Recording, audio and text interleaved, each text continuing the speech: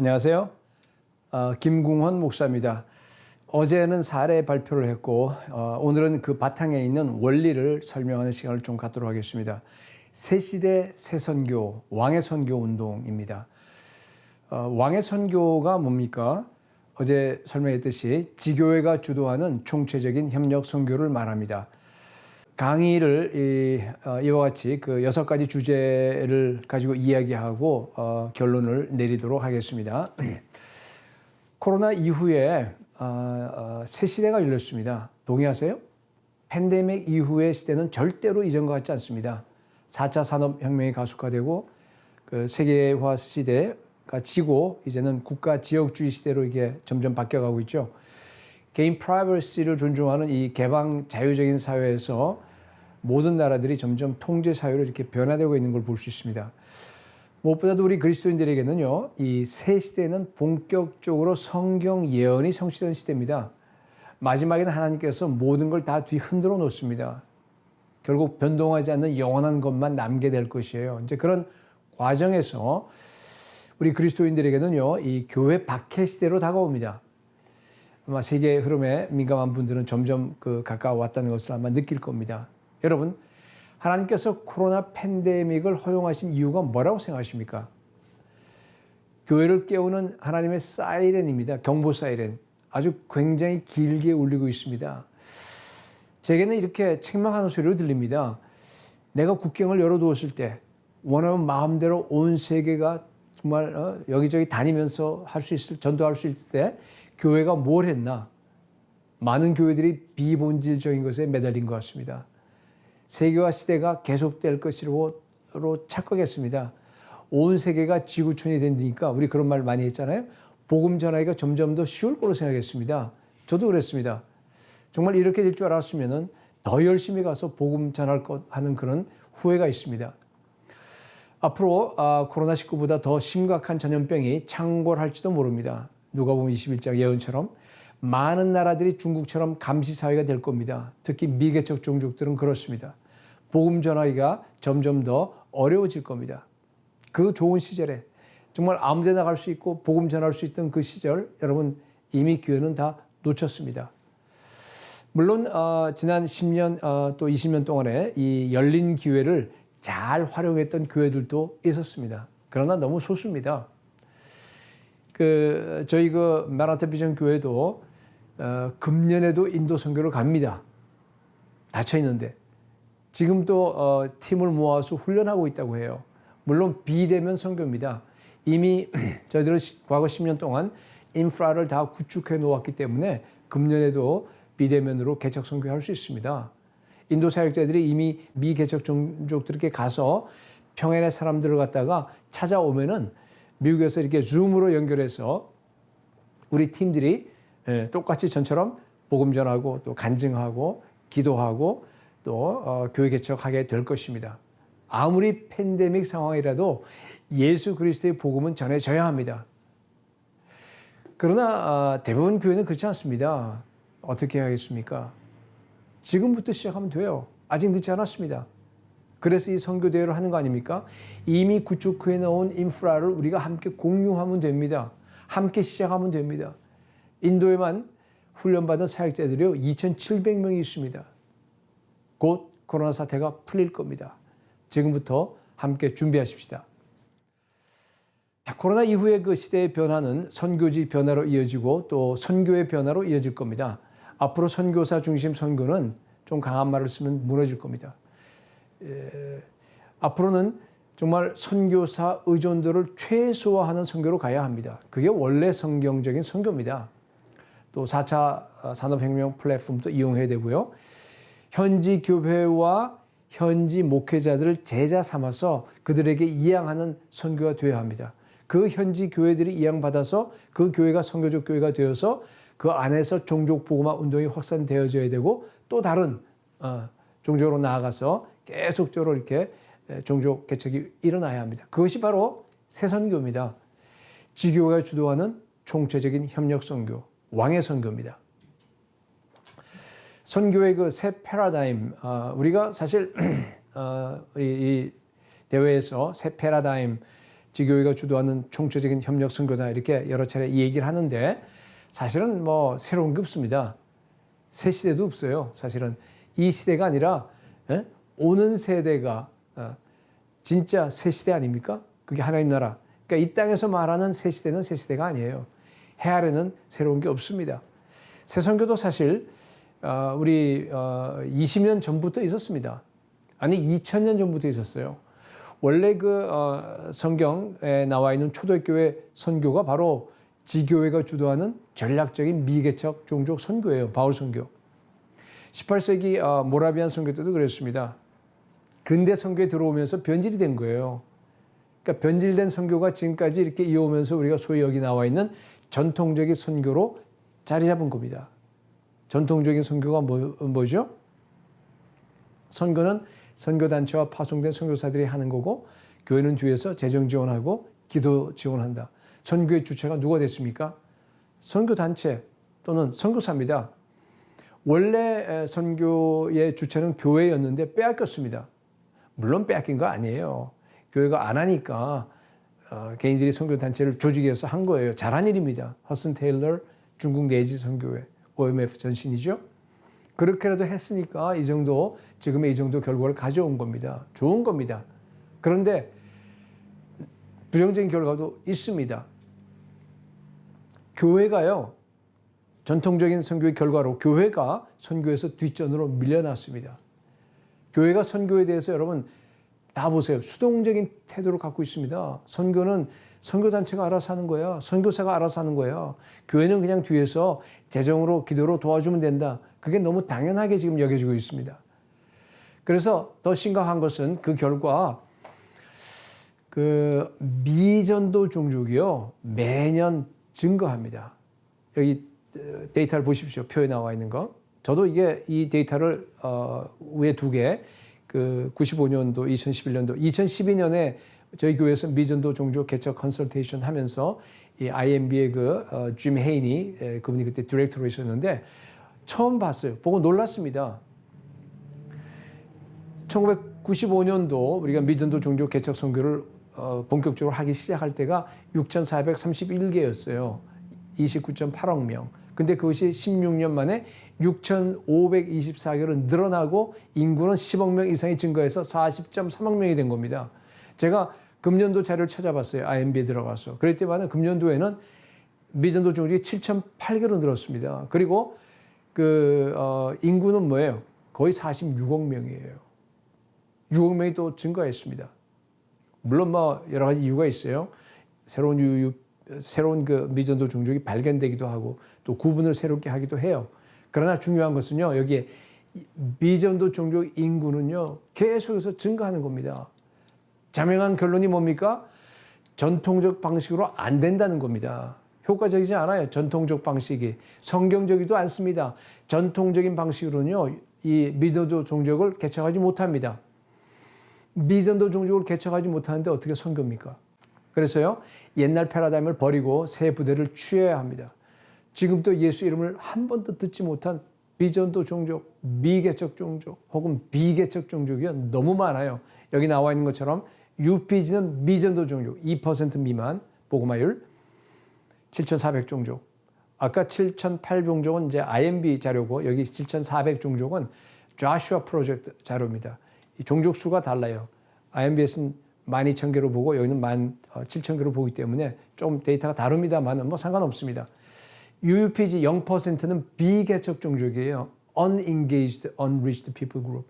100여 종족 아직 남아 있습니다. 거의 다 끝났습니다. 똑같은 UUPG인데 이것은 Under-engaged, Unreached People Group이에요. 0.1% 미만. 그게 5천 종족이 아직까지 남아 있습니다. 근데 이들에게 전통적 방식으로는요 불가능합니다. 여러분 도대체 선교사가 몇 명이 파송되어야지만이 저것을 다 개척할 수 있겠습니까?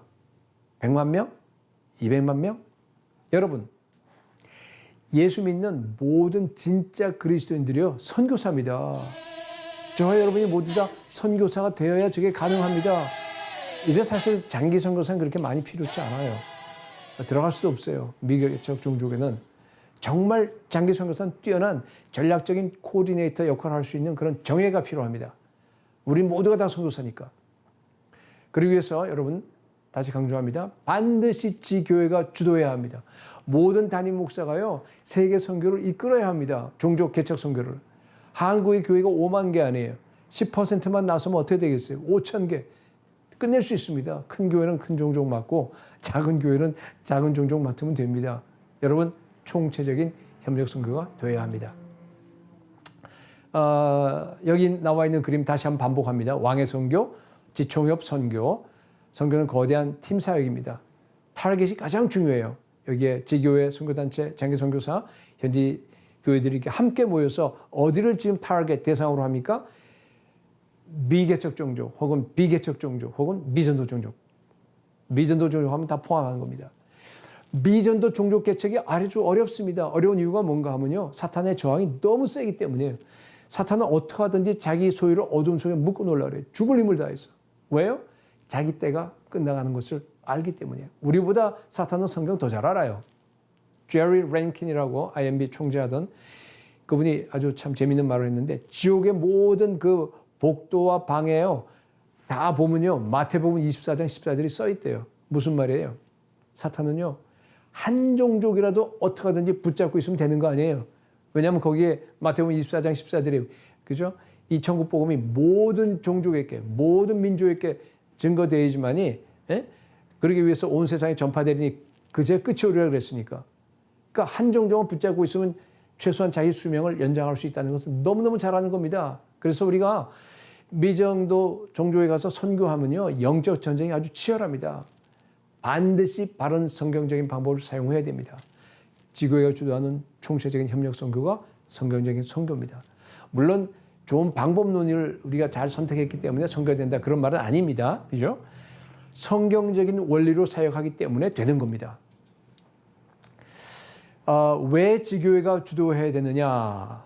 몇 가지 답을 네 가지로 제가 생각해 봤는데 교회는 뭐 선교단체도 아니고 전문 지식도 없고 우리 목사님들 정말 담임 목회 하나 하기도 너무 벅차잖아요.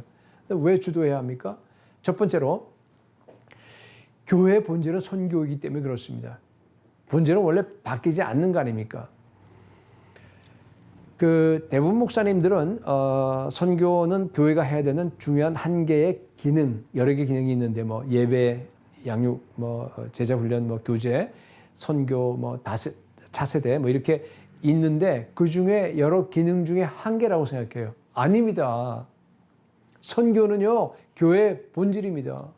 이 말은 교회가 존재하는 목적, 그 이유가 선교라는 거예요. 예수님이 교회를 만드신 목적이 선교 때문이에요. 교회는 선교를 수행하는 사명 공동체라는 말입니다. 왜 그런지 여기서 제가 다 하나하나 다 일일이 설명을 못하겠지만은 관심 있는 분은요, 크리스토퍼 라이트라고 그분 유명한 분인데 하나님의 선교라는 책이 있습니다. 한번 보시기 바랍니다. 목회자들이 오해하는 가장 큰 이유는 제가 보니까 이 선교에 대한 정의를 잘못 알고 있어요. 그래요. 제가 성경적인 선교의 정의를 여러분들께 알려주겠습니다. 선교는 하나님께서 하나님의 백성을 불러서 하나님의 피조물의 구속을 위해서 교회를 통해서 하나님의 나라를 이 땅에 펼쳐나가시는 전 과정입니다. 다시 얘기합니다. 선교는 하나님께서 하나님 백성을 불러서 하나님의 그 피조물의 구속을 위해서 피로 값주고 사신 그 교회를 통해서 하나님의 나라를 이 땅에 펼쳐나가시는 전체 과정이에요. 아주 넓은 개념이죠. 그래서요. 신구약 성경은 선교의 책입니다. 선교의 중심은 예수 그리스도예요. 선교의 절정은 예수 그리스도 십자가입니다. 예수 그리스도 구속사는요. 선교의 역사입니다. 선교가 완성되면 이 땅에도 하나님 나라가 임합니다. 하나님께서 하나님 나라를 이 땅에 이루어 가시는 유일한 기관이 교회입니다. 그래서 여러분 선교는요. 어떤 사역이 아니에요. 우리가 효과적으로 전도하는 법을 배워서 우리가 실천하는 것도 아니에요. 선교는요. 예수 그리스도의 제자로서 예수 그리스도의 명령에 순종하는 겁니다. 선교는 영생을 살아가는 제자들의 삶입니다. 그래서 여러분 진짜로 선교하면은요. 성도들의 각 심령이 살아납니다. 성도들의 심령이 예수의 마음으로 변화됩니다. 예수님을 닮아갑니다. 예수 믿는 사람들은 영생을 소유한 사람인데 그렇죠? 진짜 영생을 소유했다 그러면 우리가 영생을 살아야 되잖아요. 영생을 사는 게 뭡니까? 이 땅에서 죄 용서함 받고 의의 자녀가 되고 하나님과 교통하고 우리가 하나님의 수준으로 사는 거 아닙니까? 제자가 되어서 우리가 영생을 사는데 땅 끝까지 복음 전하라고 하는 예수 그리스도의 명령에 순종하지 않는다? 그건 불가능합니다. 선교는요, 한마디로 예배가 없는 곳에 예배가 있게 하는 겁니다. 많은 분들이 교회 존재 목적이 예배라 그래요. 맞습니다. 천상교회 가면요, 그렇습니다. 하늘나라 가면요, 하나님 나라가 완성되죠? 예배만 남아요. 선교가 거기 어디 있습니까? 필요 없습니다. 그런데요, 이 땅에서 지상교회는 어떻습니까? 지상교회는 왜 존재합니까? 예배가 없는 곳에 예배를 있게 하기 위해서 존재합니다. 그래서 시편 67편에 모든 민족들이 주를 찬송하게 하소서, 땅의 모든 끝이 하나님을 경외하도록 하기 위해서 교회가 존재하는 겁니다. 그래서 존 파이퍼는요, 예배는 선교의 연료다라는 말을, 아주 멋진 말을 했습니다. 예배 드릴 때 우리가 예수 그리스도를 향한 열정이 타올라와요. 그 열심으로 짐 엘리엇처럼 막 에콰도르도 가고. 지상교회 사명은요, 여러분, 하나님 나라 확장이 그게 핵심이에요. 하늘에서 이루어진 뜻이 이 땅에서도 이루어지는 거예요. 물이 바다를 덮은 같이 여호와의 영광이 온 땅에 가득하게 닿는 그날까지 그 목적을 위해서 교회가 존재합니다. 그래서 언제나 여러분, 예수 그리스도의 복음은 뭡니까? 하나님 나라 복음입니다. 복음은 언제나 선교적이에요. 예수님의 그 교회관을 봐도 교회 본질이 선교임을 알 수 있어요. 예수님이 교회를 만드신 목적은요, 그거 보면은 음부의 문들이 이기지 못한다 그러잖아요. 제가 여러 번 얘기해서 그런데 이게 지옥의 문들이에요. 음부의 권세가 라이프보다 지옥의 gates of hell 문들입니다. 그러니까 교회가 정말 원래 태생이 선교기 때문에 교회 음부의 문들이 잔뜩 있는데 뭐 이 열방에도 있고 이 주변에도 있고 다 있잖아요. 가서 계속 공격하는 그림이에요. 그럼 뭐예요? 음부의 권세가 이기지 못하라. 음부의 문들이 다 이기지 못하고 무너진다. 그런 뜻입니다. 지난 2000년 동안 확장해 왔습니다. 아직도 열방의 지옥의 문들이 너무 많아요. 이걸 부수라고 하나님께서 만든 기관이 교회입니다. 두 번째는요, 성경에 그렇게 써 있기 때문이에요. 성경이 왜 그렇게 초대교회의 모습을 자세하게 묘사했을까요? 과거에 이런 일이 있으니까 너희 참조해라. 그런 거 아니잖아요. 앞으로 너희들도 이렇게 하라. 우리에게 모델로 제시한 겁니다. 성령님이 세우신 신약교회는 이런 모습이 되어야 한다라고 써 있는 거예요. 선교는 이렇게 한다라고 다 우리에게 알려주는 겁니다. 외치고 있는 겁니다. 그래서 우리가 성경을 읽으면서요, 그런 외친 소리가 들려야 합니다. 성경에는 선교단체가 선교한 적이 없습니다. 언제나 교회가 선교를 주도했습니다. 래프 윈터 그 용어를 빌리면은 E0, E1 선교 누가 했어요? 예루살렘 교회가, 베드로, 요한. E2, 사마리아 선교 누가 했어요? 역시 예루살렘 교회, 빌립 집사가 처음 시작했어요. E3, 땅끝까지 선교 누가 했어요? 안디옥 교회, 바울과 바나바가 시작했어요. 18세기 모라비안 교회 여러분들 많이 들으셨을 텐데 거기에 참 선교를 참 잘했어요. 모범적으로. 이들은 윌리엄 캐리 보다 60년 전이에요. 허슨 테일러보다 150년 전입니다. 100% 자발적 선교였어요. 이들은 최초의 자발적인 개신교 선교 운동인데 아마 이런 예화 많이 들었을 거예요. 서인도 제도에 복음 전하고 싶은데 거기 보니까 그 당시에 노예만 들어갈 수 있잖아요. 그러니까 어떻게 했어요? 이들이 두 사람이 스스로 자기를 노예로 팔아서 들어갔어요. 가서 복음 전했습니다. 진젠돌프가 죽기까지 약 30년 동안 같이 살아있을 때 226명의 선교사를 파송했어요. 자그마치. 큰 공동체도 아닌데, 교회도 아닌데. 그러니까 226명은 과거 그전까지 파송된 전체 선교사 수보다 더 많은 겁니다. 그 뒤에도, 죽은 뒤에도 200년 동안 자그마치 3,000명의 선교사를 파송했습니다. 네. 그 원동력은 물론 기도였어요. 24시간 기도 운동이 100년 동안 지속된 거 여러분들이 잘 알고 있습니다. 모라비안 교회는요, 지교회가 선교를 주도했습니다. 종족을 갖다 개척했습니다. 세 번째, 교회 선교 자원을 다 주셨기 때문입니다. 여러분 너무너무 잘 아시는 내용이고, 제가 이렇게 10년 이상 왕의 선교를 하면서 목회적으로 볼 때 5가지 원리를 찾았습니다. 첫 번째 원리는 뭔가 하면요. 우리가 왕의 선교는 반드시 왕이 가르쳐 주신 대로, 예수님이 가르쳐 주신 대로 해야 됩니다. 예수님은요, 성경에요, 교회가 뭔지, 무슨 일을 해야 하는지, 그리스도인의 정체성이 뭔지, 어떤 방식으로 선교했는지요, 다 구체적으로 알려주셨어요. 아주 충분하게 우리가 성경을 보면 다 거기에 나와 있습니다. 더 이상 필요 없습니다. 성경에 우리 충분성 얘기하잖아요. 그게 구원에만 적용되는 게 아니라요. 여러분, 선교에도 그대로 적용됩니다. 초대교회는요, 모든 교회들의 모델입니다. 누가복음 10장에 나와 있는 그 예수님의 그 모습, 또 마태복음 10장에도 그런데 모든 선교 방식의 모델이에요. 우리가 그냥 그대로 따라하면 됩니다. 선교는 여러분 하나밖에 없습니다. 제자 삼는 교회 개척 선교. 그게 바로 예수님의 선교입니다. 원리 두 번째, 기도 훈련에 집중해야 됩니다. 많은 교회에서 선교를 사역으로 인식해요. 아니에요. 선교는 기도입니다. 다른 말로 예배입니다. 언제나 강조합니다. 하나입니다. 예배와 선교는. 그래서 선교가 이 사역이 되고 프로젝트가 되면요, 건강하지 못하게 돼요. 왜냐하면 열심히 선교하는 사람은 자기 의로 다 쌓여요. 그래서 여러분 목회자들이 이 선교를 세팅할 때 교회에다가 선교를 반드시 기도로 정착시켜야 됩니다. 예. 뜨거운 막 기도하면은 그 부흥의 뜨거운 열기가, 영적 에너지가 압축돼서 선교로 팍 폭발하는 겁니다. 예. 막 성도들의 가슴이 뜨거워져서 하나님의 뜻을 행하자고 하는 그런 막 의욕이, 그러한 열정이 일어나는 겁니다. 그래서 성령 충만해져서 자연스럽게 선교로 열정이 분출되는 그런 식으로 여러분 선교를 세팅을 하시기 바랍니다.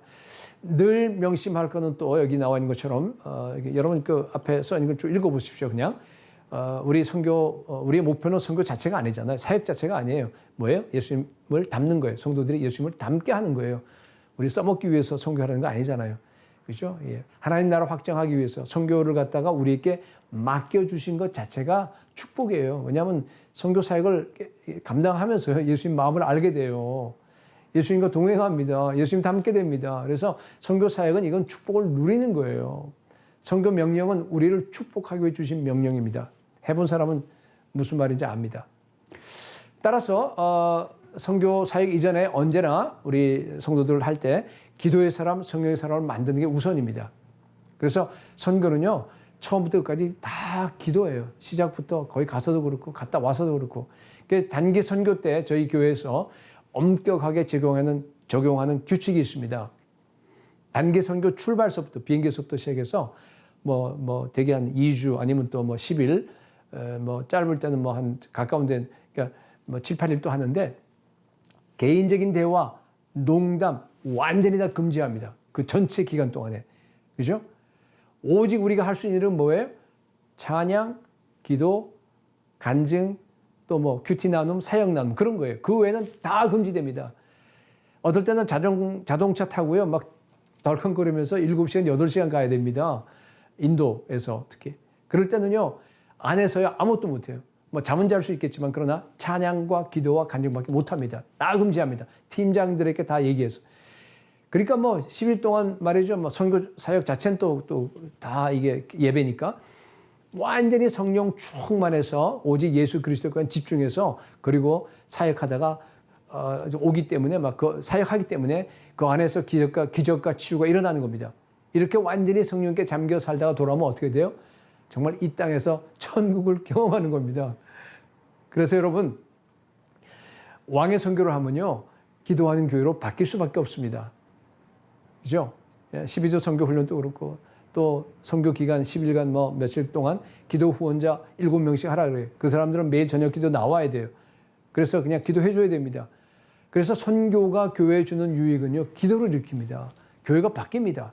저희들은 다른 행사 없습니다. 목장 교회이기 때문에 목장 사역하고 선교밖에 없습니다. 그게 두 기둥이에요. 그래서 그냥 모든 교회가 다 이 기도를 통해서 제자를 만드는 그런 공장으로 이렇게 나아갑니다.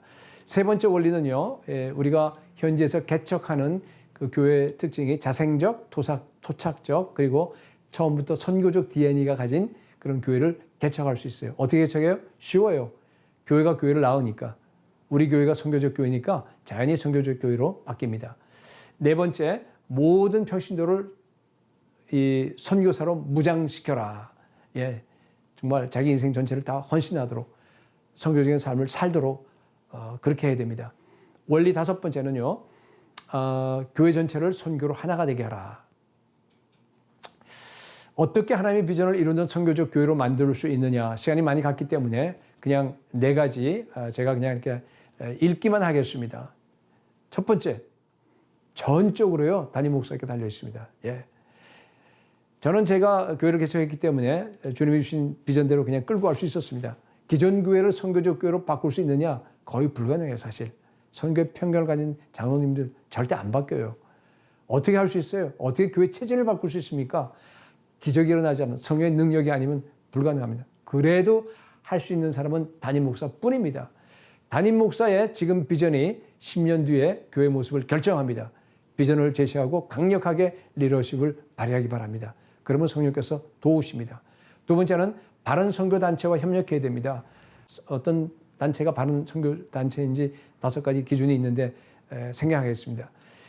세 번째, 선교지와 동기화된 교회 구조를 만드셔야 됩니다. 이건 뭔가 하면요, 성도들이 늘 교회에서 하던 대로 그냥 선교지에 가서 하면은요, 교회가 저절로 그냥 개척될 수 있도록 그렇게 만들어야 돼요. 그러니까 선교지에서 개척할 교회 구조가 내가 있는 그 교회 구조와 일치해야 돼요. 그러니까 내가 교회에서 목자로서 재직으로 잘 훈련받은 그냥 그대로 가서 선교지에 가서 자기 몸에 익은 대로 그냥 사역하면요, 자연스럽게 제자가 삼아져야 돼요. 교회가 개척될 수 있도록 여러분의 교회를 만드셔야 됩니다. 어떤 구조가 되어야 됩니까? 주일 예배 공동체, 주일 예배 중심의 공동체에서 벗어나야 됩니다. 평신도들을 훈련해서요, 목장 사역을 맡겨야 돼요. 담임 목사는 사도적인 리더십을 발휘해야 됩니다. 그래서 가정교회 혹은 목장교회, T4T 교회가 가장 적합하다고 저는 생각합니다. 그리고 마지막 네 번째는요, 기도 공동체로 만드셔야 됩니다. 자, 마지막 이제 내용인데, 왕의 선교를 하면요, 여러분 교회 체질이 바뀝니다. 저는 지난 14년 동안 경험했습니다. 선교를 교회 본질로 보고 철저하게 순종하면요, 우리가 얻어지는 그 축복이라 그럴까요? 교회 체질이 바뀌어요. 저는 그걸 최고의 복으로 봅니다. 저는 이것을 교회 회복 운동이라고 부릅니다. 초대교회로 회복하는 거. 여기 열거된 거 그냥 여러분들 한번 읽어보시기 바랍니다. 모든 성도들이 제자로 세워집니다. 목회자의 가장 큰 기쁨이죠. 교회가 전투적 교회로 변화합니다. 지상교회는 여러분 반드시 마귀와 싸우는 전투교회입니다. 반드시 그렇게 돼야 됩니다. 이 야성을 상실하면 교회는 세속화됩니다. 문제에 휩싸입니다. 교회 전체의 기도 운동이 일어납니다. 단기 선교 가면은 마귀와 영적 전투가 눈으로 보여요. 기도 안 할 수 없어요. 아내 보내놓고 남편이 기도 안 할 수 있어요? 그 위험한 곳에 보내놓고. 모든 성도들의 삶이 선교적 삶으로 바뀝니다. 평신도 사역이 활성화됩니다. 그죠? 팀장들이 다 평신도들이에요. 선교지 가면요, 선지자가 온 줄 알아요. 가서 우리 평신도들이 가서 안수기도 해주고요. 그러면 실제로 병이 낫습니다. 자기 정체성을 발견해요. 마지막 때 왕의 기회를 예비하는 교회로 바뀝니다. 이상 더 큰 복이 어디 있겠습니까? 자, 목회적 결론입니다. 담임 목사님들에게 좀 부담이 될는지 모르겠느니 어쩔 수 없어요. 담임 목사님이 미개척 종족 선교에 깨어나면요, 모든 성도들도 함께 깨어납니다. 2020 우리 선교대회를 기점으로 한국교회 초대교회로 돌아가는 회복운동이 일어나기를 기도하고요. 이번에 적어도 500교회가 일어나서 500종족이 개척이 될 수 있도록 기도합니다. 지금 교회가 가장 어려운 시기입니다. 어려운 때입니다. 회복되기를 기다려서 언젠가 뭐 재정도 회복되고 그때 돼서 내가 선교하겠다, 그런 말을 많이 하시는데요. 저는 아니라고 봅니다. 이럴 때일수록 교회 본질을 찾아야 합니다. 왜? 주님이 교회를 세우셨는지, 지금 주님이 뭘 가장 기뻐하시는지 그것을 우리가 찾아서 해야 합니다. 여러분, 교회는 세상과 정반대예요. 환난과 시련 속에서 기뻐합니다. 극한 가난 속에서 풍성한 연보를 합니다. 저는 확신합니다. 코로나 사태로 혼수 상태에 있는 한국 교회가 회복할 수 있는 가장 빠른 길은 미개척 종족 선교입니다. 2000년 동안 예수의 이름을 한 번도 들어보지 못하고 죽어가는 5,000개 미개척 종족들에게 가서 예수 그리스도 십자가 복음을 전해서 살리는 겁니다. 가장 힘들 때, 가장 불가능할 때 주님이 기뻐하는 사역을 하는 교회를 주님께서는 찾고 계십니다. 오 주님, 한국의 500교회가 일어나서 미개척 종족을 선교하게 하여 주옵소서. 가서 지혜 삼고 그들의 눈을 뜨게 해서 어둠에서 빛으로 사단의 권세에서 하나님께로 돌아가게 하여 주시옵소서. 함께 기도하시기 바랍니다. 감사합니다.